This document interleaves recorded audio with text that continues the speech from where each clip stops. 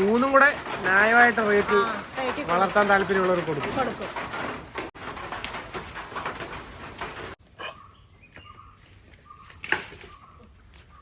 എല്ലാവർക്കും നമസ്തേ. നമ്മളിപ്പോൾ എത്തി നിൽക്കുന്നത് ആലപ്പുഴ ജില്ലയിലെ മാവേലിക്കര കുറത്തിയാട് എന്ന് പറഞ്ഞ സ്ഥലത്താണ്. ഇവിടെ ഒരു ആട് വളർത്തുന്ന കർഷകരുടെ വീട്ടിലാണ് നമ്മൾ എത്തിയിരിക്കുന്നത്. വീണ്ടും ആട് വളർത്തൽ സജീവമാവുകയാണ്.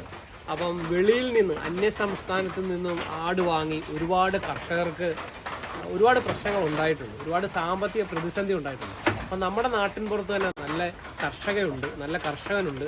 അപ്പോൾ അവരുടെ കയ്യിലൊക്കെ നല്ല വളർത്താൻ പറ്റിയ നല്ല ക്രോസ് ബ്രീഡ് ആടുകളൊക്കെ ഇന്ന് നിലവിലുണ്ട്. അവർക്ക് മതിയായി വില കിട്ടിയാൽ അവർ കൊടുക്കാനായിട്ട് തയ്യാറായി നിൽക്കുന്നുണ്ട്. അങ്ങനെ കുറേ കർഷകരെയാണ് ഇന്ന് നിങ്ങൾക്ക് വേണ്ടി പരിചയപ്പെടുത്തുന്നത്. അപ്പോൾ അന്യസംസ്ഥാന ആടുകളെ വാങ്ങുമ്പോൾ വളരെ സൂക്ഷിച്ച് വാങ്ങാൻ ശ്രദ്ധിക്കുക. അപ്പോൾ ഇവിടെ നല്ല ക്രോസ് ബ്രീഡ് ആടുകൾ കുറേ ഉണ്ട്. അപ്പോൾ ആട് വളർത്തൽ വീണ്ടും ആടിനെ അന്വേഷിച്ച് ആൾക്കാർ ഇറങ്ങിയിട്ടുണ്ട്. അപ്പോൾ നല്ല നല്ല ആടുകളെയാണ് നിങ്ങളിലേക്ക് എത്തിക്കുന്നത്. അപ്പോൾ നിങ്ങൾക്കും നല്ല ആടുകൾ കർഷകർക്ക് കൊടുക്കാൻ താല്പര്യമുണ്ടെങ്കിൽ നമ്മളെ ബന്ധപ്പെട്ടാൽ നമ്മുടെ ഈ ചാനൽ വഴി അവർക്ക് എത്തിച്ചു കൊടുക്കും. അപ്പോൾ ചേച്ചിയുടെ വിശേഷങ്ങളാണ് ഇന്നത്തെ വീഡിയോ കൂടി പങ്കുവെക്കുന്നത്. ഞങ്ങളിപ്പോൾ ആട് വളർത്തി തുടങ്ങിയിട്ട് 3 വർഷത്തോളമായി. ഞാൻ 2 ആടിനെ വാങ്ങിച്ചതാണ്. ഇപ്പം ഒരു 10-25 ആടിനെ കൂടുതൽ ഞങ്ങൾ കൊടുത്തിട്ടുണ്ട്. ആട് വളർത്തൽ നഷ്ടമാണോ? നഷ്ടമില്ല, ഒരിക്കലും നഷ്ടമില്ല. ലാഭകരം തന്നെയാണ്. ഇപ്പൊ പിന്നെ നടുവ് പ്രശ്നം, നട്ടിലിന് അകൽച്ചാലും നടുവ് പ്രശ്നമായതുകൊണ്ട് ഞാൻ കൊടുക്കുകയാണ്. ഈ കുട്ടികൾക്കൊക്കെ ഇപ്പൊ എത്ര പ്രായമായിട്ടുണ്ട്? ഇവനിപ്പോ 5 മാസം, മറ്റേത് 7 മാസം. ഇവന് 5 മാസം പ്രായമായിട്ടുണ്ട്. ഈ ഹൈദരാബാദിയെ കൊണ്ട് ക്രോസ് ചെയ്യിപ്പിച്ചാണ് അല്ലേ?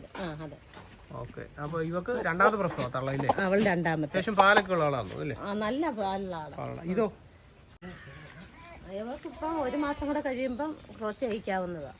ഇവക്ക് എത്ര മാസം പ്രായം? 7 മാസം. ഇപ്പൊ 7-8 മാസമായി. 8 മാസം പ്രായം. ഇത് എനിക്കൊന്ന് സിരോഹിയെ ക്രോസ് ചെയ്തതാണ്. ഇതിന്റെ വേറെ തള്ളയുടെ ഇതില്ലേ? ഇത് വേറെ തള്ളയുടെയാ. അതിന്റെ ആദ്യത്തെ പ്രസവത്തിലാ കുട്ടി? അല്ല, അത് രണ്ടാമത്തേതാ. ഇത് ഇതിന്റെ കുഞ്ഞിനെയും തള്ളേനും കൂടെ കഴിഞ്ഞ മാസം. ഇതിന്റെ കളർ കാണാൻ നല്ല രസമുണ്ടല്ലേ?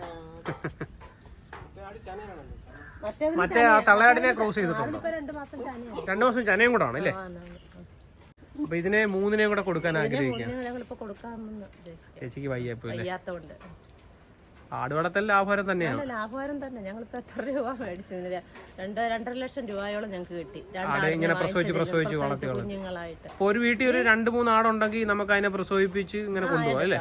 ഒരു പ്രാവശ്യം ഞങ്ങൾ 6 ആടിനെ ഒന്നിച്ചു കൊടുത്ത്.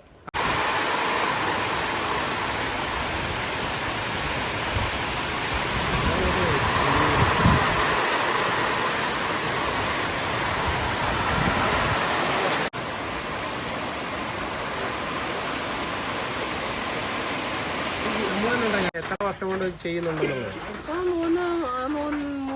3 കൂടുതലായി ഞങ്ങളിപ്പോൾ ആട് വളർത്തൽ തുടങ്ങിയിട്ട്. 2 ആടിനെ വാങ്ങിച്ചിട്ട് ഞങ്ങളിപ്പോൾ ഒരുപാട് ആടിനെ വിറ്റ്. പിന്നെ ഞാൻ തന്നെ ഉള്ളു. രാവിലെ മോനങ്ങ് ജോലിക്ക് ഇറങ്ങി പോകുമ്പം പിന്നെ ഞാൻ ഇതിനെ എല്ലാം കൂടെ തീറ്റി എനിക്ക് വയ്യാത്തതുകൊണ്ടാണ്. ഇപ്പം നടുവിന് പ്രശ്നമായി.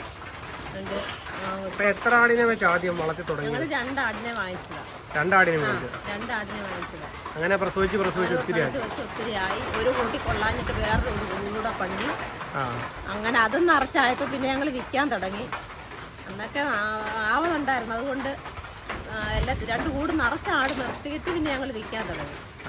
അങ്ങനെ ഒന്നിച്ച് 6-8 ആടിനെ ഒന്നിച്ച് കൊടുത്ത്. അതിന് മുമ്പ് ഇങ്ങനെ കുഞ്ഞുങ്ങളെ വിറ്റോണ്ടായിരുന്നു. ആണാട് കാണുമല്ലോ മിക്കവാറും. അതിനെല്ലാം വിറ്റോണ്ടായിരുന്നു. നല്ല ആടായിരുന്നു. ഇതുവരെ ഒരു കുഴപ്പം ഉണ്ടായിട്ടില്ല. അസുഖങ്ങളും ഒന്നും വന്നിട്ടുമില്ല. അതുകൊണ്ട് നമ്മൾ രക്ഷപ്പെട്ടല്ല. നല്ല പാലുള്ള ആടുമായിരുന്നു. നല്ല പാലുള്ള ആടാ. ഇതൊക്കെ ഇപ്പൊ കറവയുണ്ടോ? കറവുണ്ട്. അവളെ ഇപ്പൊ ഞങ്ങൾ ഒരു നേരം കറവയുണ്ട്. 3 മാസം ചനയുണ്ട്. 2 മാസം.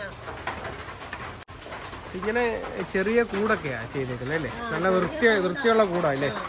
താഴെ തറയൊക്കെ ഇട്ടിട്ട് പട്ടിയിലൊക്കെ അടിച്ചിട്ടുള്ള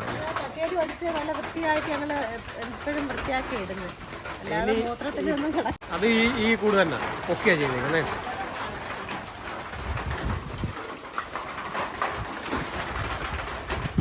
കൊടുക്കാൻ മനസ്സുണ്ടായിട്ടല്ലേ ഇപ്പൊ കൊടുക്കുന്നത്. വയ്യാത്തതുകൊണ്ടും കൊടുക്കുക.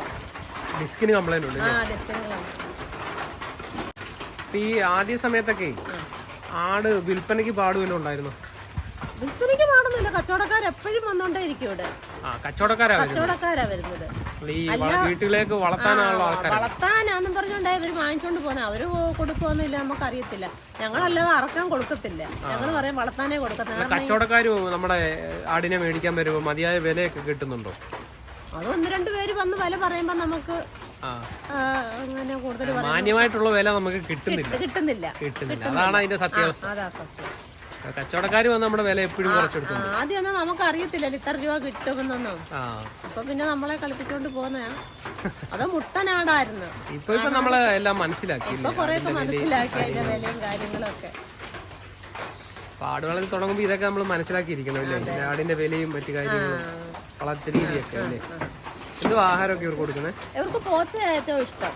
അഴിച്ച് കണ്ടെത്തി കെട്ടി കഴിഞ്ഞാൽ അവര് പോച്ച തിന്നോളും, കഴിച്ചോളും. പക്ഷെ ഇപ്പൊ അഴിച്ചുകൊണ്ട് പോകാനൊക്കെ എനിക്ക് നടുവയ്യാത്തോണ്ട് പിടിച്ചോണ്ട് ഓടുമ്പോഴേ പ്രശ്നമായതുകൊണ്ട് അഴിക്കുന്നില്ല. പറിച്ചോണ്ട് വന്ന് കൊടുത്തു.